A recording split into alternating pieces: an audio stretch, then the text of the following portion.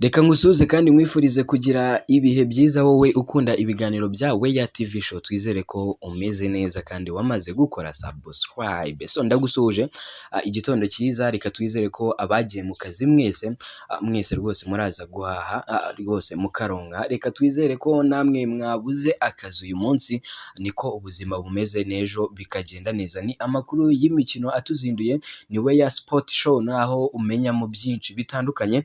Turaza kukubwira amakuru ari kuvugwa by'umwihariko mu matransferi muri ekipe y'igihugu Amavubi. Ndaza kukubwira muri Rayon Sports, APR FC, Kiyovu Sport yamaze kubona umutoza mushya ufite ibigwi bidafitwe n'undi uwo ari we wese hano muri iyi shampiyona y'igihugu cyacu cy'u Rwanda. Turakubwira kandi hanze y'u Rwanda, Kylian Mbape yamaze kuba atangaza ko agomba kuva muri ekipe ya Paris Saint-Germain. Ese arerekeza he? Ibyo nabyo byamenyekanye, nibyo ugiye gukurikira muri iki kiganiro. Ngende Jean Bosco abayisenga, hano umenyamo byinshi bitandukanye, ndetse hari n'amakuru y'imyidagaduro ndetse n'andi yose atandukanye ujya kurikira hano kuri ya TV show. Muhaye ikaze ku buryo burambuye. Amakuru yacu y'imikino reka tuyahere ku mugabane w'i Burayi, duhere muri ekipe ya Manchester United.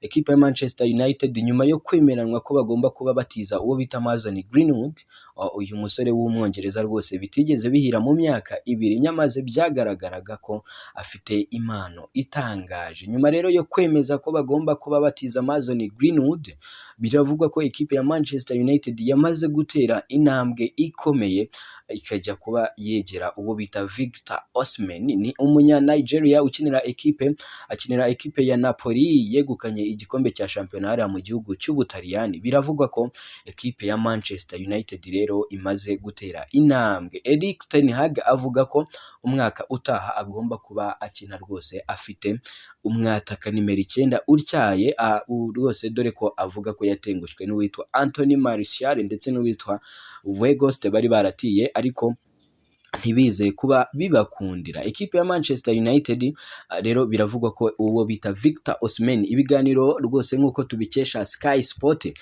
ibiganiro bigeze kure hagati ya Manchester United ndetse n'uwo bita Victor Osimhen. Nubwo uyu musore w'umunya Nigeria atari yagira byinshi atangaza, ndetse na ekipe ye ya Napoli ntiragira byinshi itangaza kuri transfer ye, gusa nk'uko byagiye bikunda kuvugwa, uyu musore udafite miliyoni 100 ntabwo ushobora kumukura muri ekipe ya Napoli. Ni miliyoni 100 z'amapaundi. Reka dukomeze amakuru yacu, tuve muri Manchester United twerekeze muri ekipe ya Arsenal.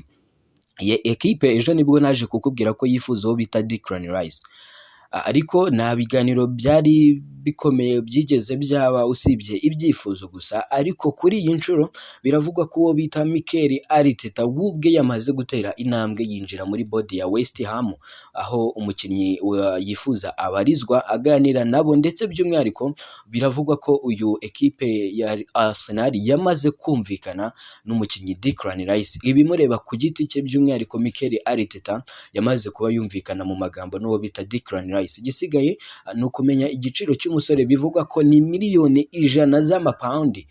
Bivugwa ko igihe bitakunda kuri Declan Rice, Arsenal irerekeza amaso ko bita Moise Caicedo, n'ubundi bahoze bifuza. Ni umusore w'umuhanga ukina muri ekipe ya Brighton and Hove Albion. Reka twerekeze kuri Kylian Mbape rote. Uyu mugabo byari bivuzwe ko, cyangwa se byari byavuzwe ko agomba kuba yaguma muri ekipe ya Paris Saint-Germain, cyane ko mu minsi yashize uyu musore yari yamaze kumvikana na ekipe ya Paris Saint-Germain ko rwose agomba kuba ayigumamo agasoza amasezerano, ndetse byaba ngombwa kongeraho umwaka uzamugeza muri 2025. Ariko ntago ariko bimeze kuri aka kanya. Ku mugoroba washize, Kylian Mbappe yaje kuba yandikira ekipe ya Paris Saint-Germain ayibwira ko muri iyi mpeshyi agomba kuba ayiva. Ni amakuru yiriwe acicikana hirya no hino, by'umwihariko ari ku mugabane w'i Burayi, binyuze mu kinyamakuru L'Equipe cyariya mu gihugu cy'Ubufaransa. Byavuzwe ko Kylian Mbappe, umusore witwaye neza mu gikombe cy'isi cya 2022,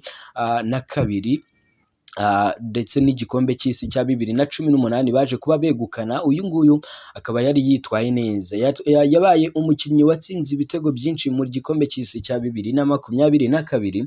Uyu musore rero biravugwa ko rwose nta gihindutse agomba kuba yerekeza muri ekipe ya Real Madrid. Real Madrid rero nyuma y'uko uwo bita Karim Mustafa Benzema Baby Benz agomba kuba ndetse yamaze no kuba ayisokamo, biravugwa ko uyu musore rwose agomba kuba ajya kuba asimbura uwo bita Karim Mustafa Benzema Baby Benz. Uyu Kylian Mbape agomba kuba yerekeza muri ekipe ya Real Madrid nk'uko biri kuvugwa, ndetse rwose bisa naho biri confirmed, ndetse biri na bimwe mu byatumye uyu musore afata iki cyemezo. Reka amakuru yacu tuyakomereze hano mu Rwanda, duhere muri ekipe nationale y'igihugu Amavubi, aho rwose ikomeje imyiteguro y'imikino yo gushaka tike y'igikombe cya Afurika. Iyi ekipe y'igihugu Amavubi binyuze ku mukinnyi yitwa Mutsinzi Patrick yasabye abanyarwanda kuza kubashyigikira ari benshi. Uyu mukinnyi wakiniye ekipe ya Heroes FC mbere yo kwerekeza muri Leta Zunze Ubumwe z'Abarabu, ni ubwa mbere ahamagawe muri ekipe y'igihugu Amavubi. Yavuze ko akimara kumva ko yahamagawe byamushimishije cyane, ndetse akaba yizeye ko we na bagenzi be bazakora ibitarigeze bikorwa na rimwe. Mu magambo ye yagize ati, bwa mbere mbibona ko nahamagawe nari mu cyumba i Dubai, byaranshimishije cyane kuko ni inzozi za buri wese gukinira ekipe y'igihugu. Ni ibintu byanshimishije cyane, mfatanyije na bagenzi banjye nzi ko tuzagera kure, niteguye gutanga umusanzu wanjye kugira ngo ndebe ko twagera aho tutigeze tugera, kandi kumwe n'Imana nzi ko ibi ngibi bizashoboka. Yakomeje asaba abanyarwanda kuza kubashyigikira ari benshi kuko uyu mukino uzaba utoroshye. Amavubi azakira Mozambique tariki ya 18 Kamena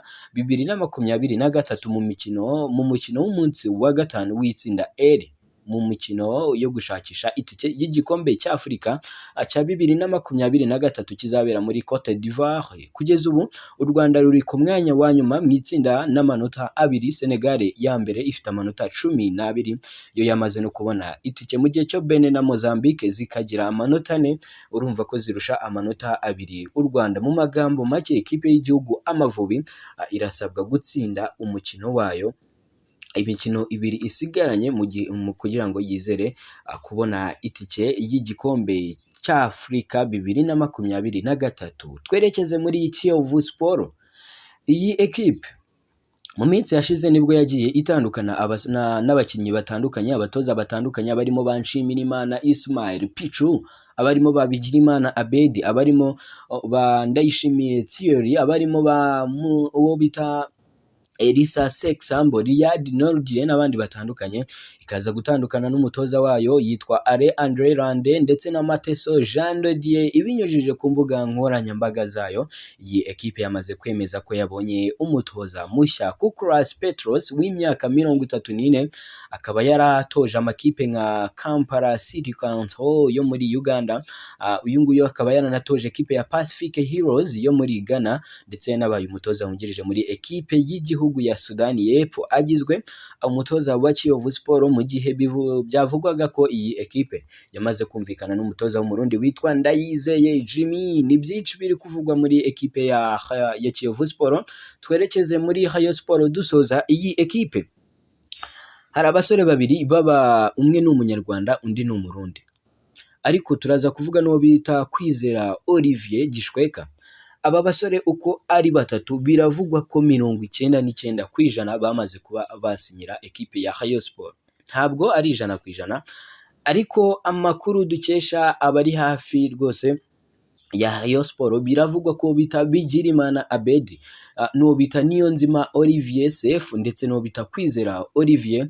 Rwose abangaba bamaze kuba bemeranwa na Rayon Sports, aho Niyonzima Olivier CF agomba kuba atangwaho miliyoni 13 z'amanyarwanda, ndetse n'uwo bita Kwizera Olivier mu gihe cyo Bigirimana Abedi miliyoni 20 agomba kuba azitangwaho. Sabo gusa kuko ifite n'umusore yitwa Joachim Ojera w'umugande. Uyu musore nawe biravugwa ko igomba kuba imwongerera amasezerano dore ko ayo yari asanganywe yarangiye. Uyu musore w'umugande witwaye neza mu gice cya kabiri cya shampiyona, Joachim Ojera, ufite impano idasanzwe. Biravugwa ko yaba rwose nawe agiye kongera amasezerano y'imyaka 2 kuri miliyoni 20 z'amafaranga y'u Rwanda. Reka amakuru yacu tuyasoreze hano, mu kanya turagaruka mu yandi makuru atandukanye. Iyi niwe ya